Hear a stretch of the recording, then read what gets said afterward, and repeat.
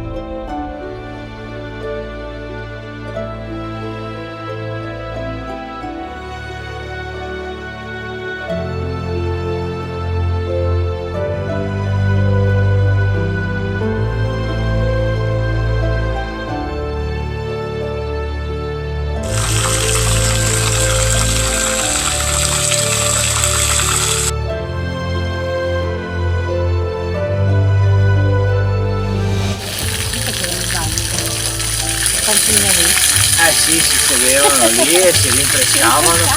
Esatto.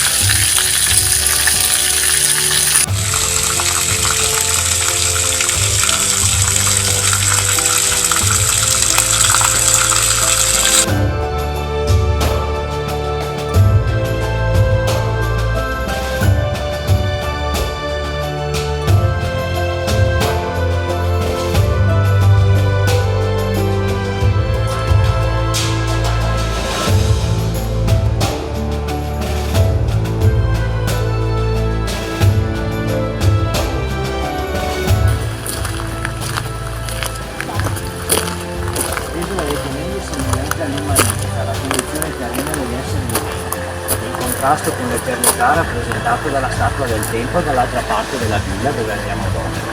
L'isola dei conigli, simbolo di fecondità e abbondanza, è conosciuta anche come Garenne, si presenta come un'isoletta ellittica leggermente sopraelevata e circondata da un canale d'acqua.